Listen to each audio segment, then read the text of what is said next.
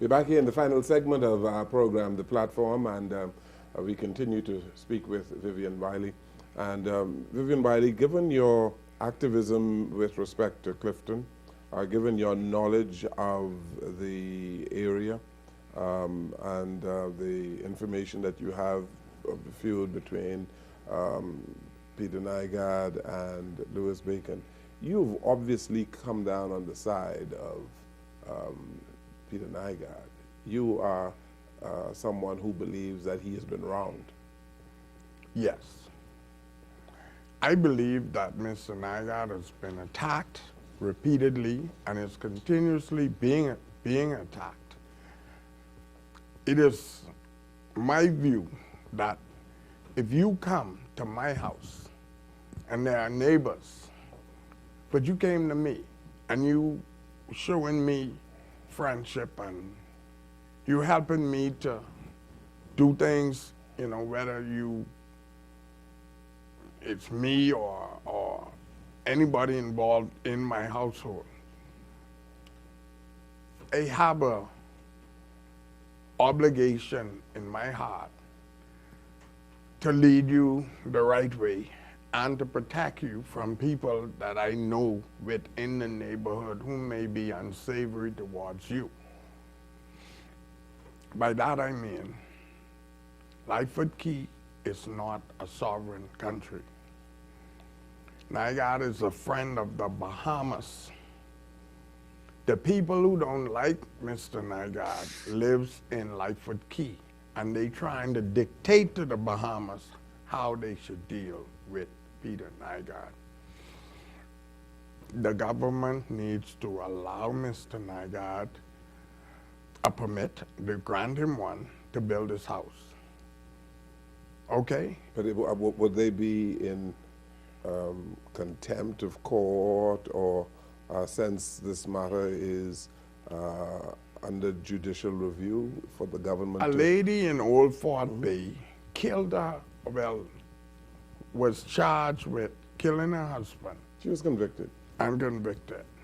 And sentenced in a shorter time than it take the government to make a decision on the Nygard thing. Now, I ask you the question. Are they being prejudiced? No. Everybody has you have to be able to reasonably expect due process to be done in a timely manner.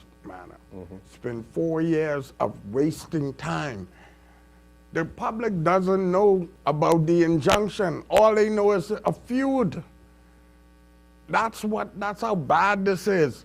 The newspaper ads and all the rest of that has nothing to do with the court moving in on the case. Nothing. So these judicial reviews have been before the court for years? Yes. And they've not been resolved? No. There have been all kinds of extenuating circumstances. Point blank, you could separate the good from the no good, the sense from the nonsense. Okay, you got a matter over here dealing with contempt. Judge, we still need to proceed. Because the contempt matter you could deal with, but still have a hearing on the injunction. On the substantive issue. Yes, and that is what has not taken place. See, Mr. Jones, if you pay your light bill and they turn your light off, they breach the contract. Peter pays his taxes. Make a decision. That's all the government should concentrate on and do. So there's a level of, for want of a better word, impotence on the part of the government in dealing with this particular issue. It appears that they are indecisive. I don't use the word impotence. Yes. Indecisive in that they know that Peter Nygard has the best interests, better interests in comparison to Louis Bacon of the Bahamas. They know that. Mr. Jones. Well, if they know that, and there has to be some influence that the government has in moving cases forward. You know what they call it? What's the name of that policy that comes on the ad? Swift justice? Yes. Where's Mr. Nygard's swift justice? You see, criminal matters are not the only matters in front of the court. There are civil matters also. And if it takes you 4 years, 48 months for the court to come to a conclusion on a matter Or that for the court to do a judicial review. There's no swift justice. And justice delayed is justice denied. is justice denied. And so So you are suggesting then that Peter Nygard has been denied justice. yes, he has. Because if it were me,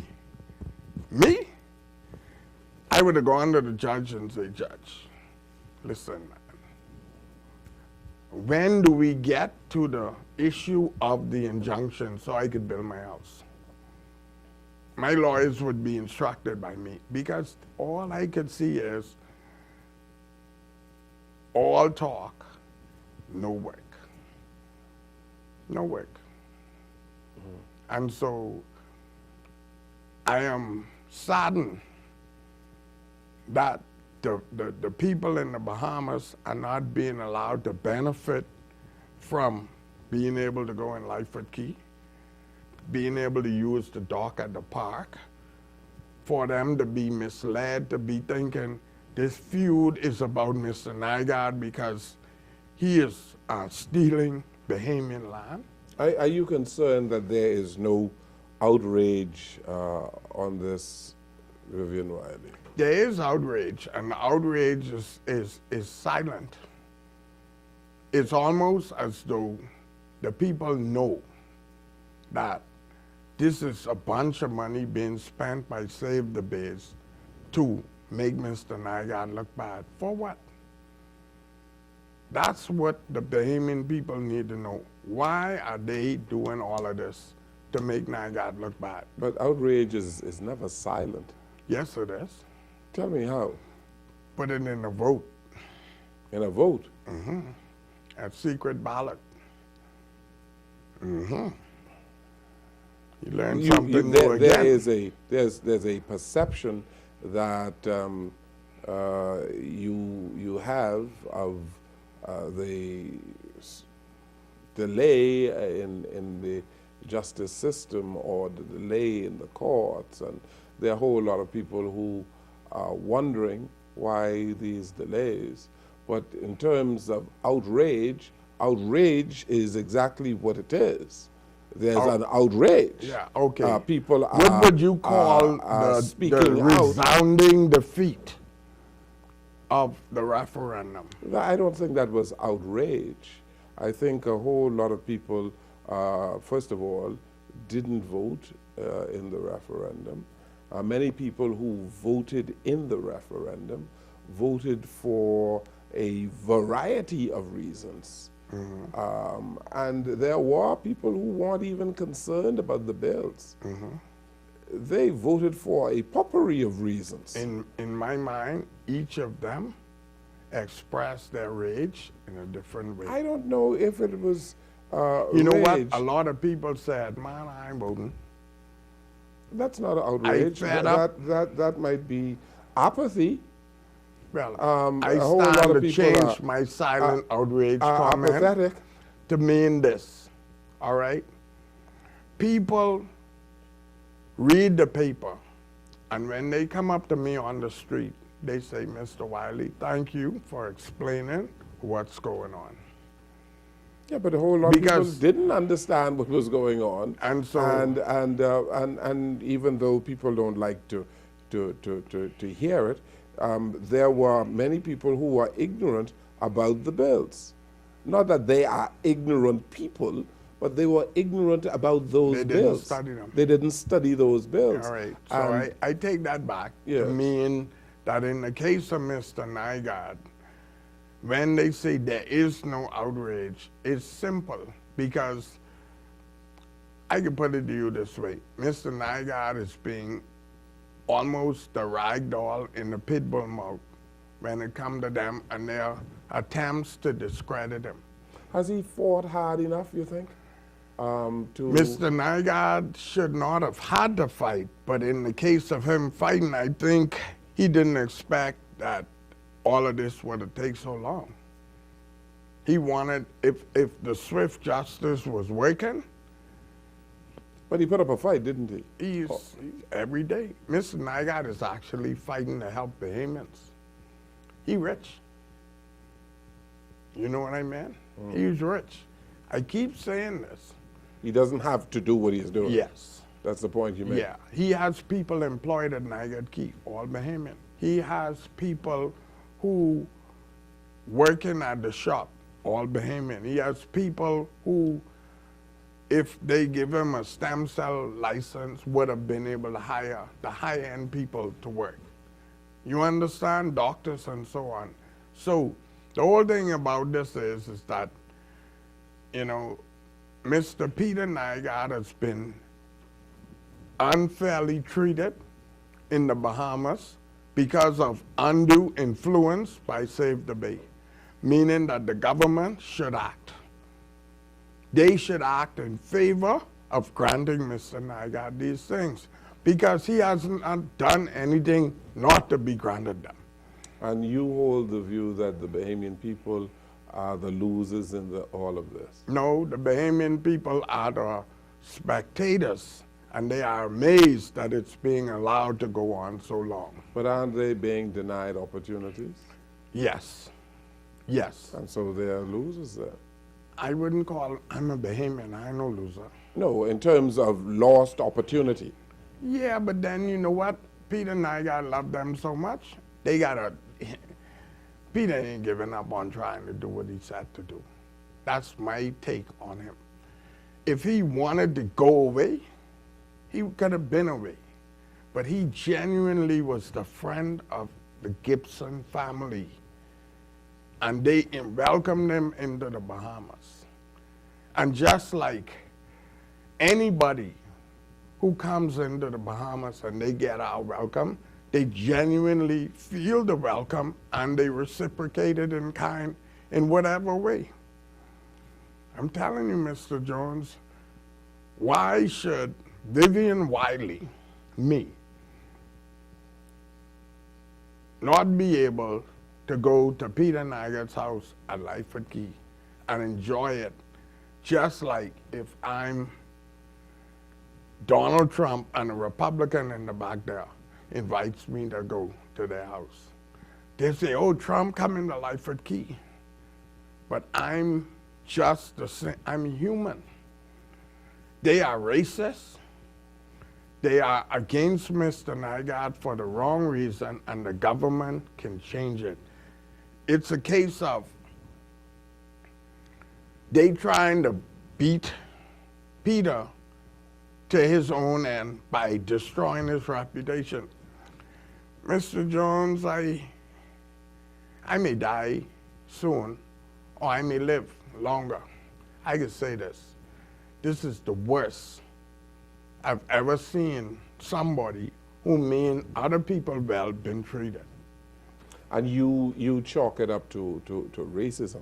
I chalk it up to racism and fear, political fear. They are afraid to make a decision. I don't care because I don't know how long I have to live. I can say this, the government needs to stop acting like they don't know Peter Nygard. Peter Nygard is a generous man.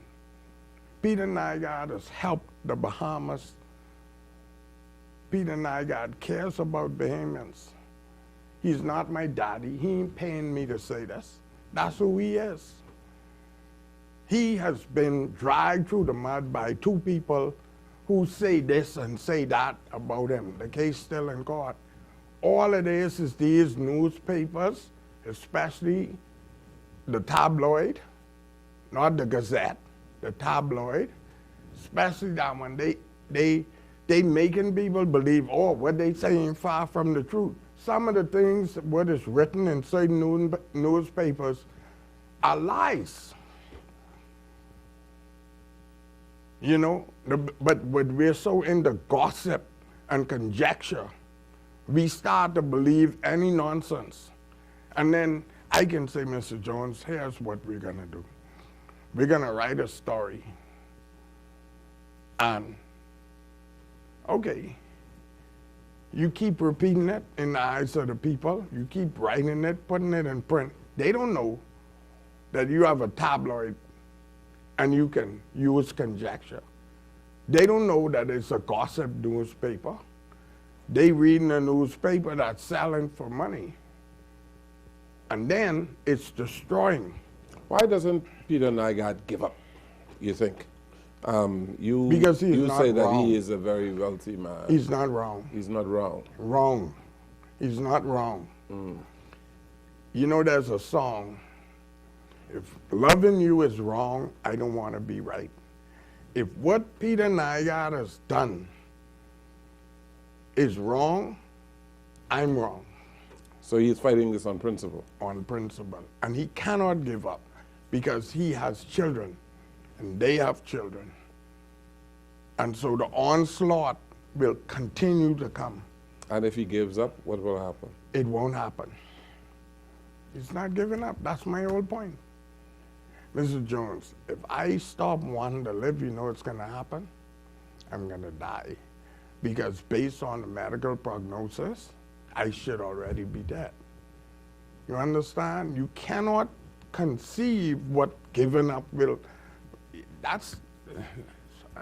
It don't work like that. Worries don't die, we multiply. And when you're the tip of the arrow, you can't look back. So this fight is costing both sides a whole lot of money. The aim of Louis Bacon and Save the Bears is that is one of their goals. Make him spend money. Because we getting our money from 501c3. Nygard's paying out his pocket. They get their money back at the end of the year. They're not dumb. They're political super PAC. They're dishonest. They're spreading rumor. In the case of Peter Nygard versus Louis Bacon, Mr. Jones, Louis Bacon is in the wrong, but he has money to pay his way. One day, the bottom of that is going to drop out. Look at the court. Look at the government. Why would you sue a government and still live in the Bahamas? One of these days, somebody's going to make a movie from this. We're making it now. We're making it now. Thank you so very much for being here today. All right, sir. And I wish you well. Continue to take care of yourself. Well, you're doing a good job. Thank you, sir. Thank you. Thank you for watching and listening to our program today. Good evening, everyone.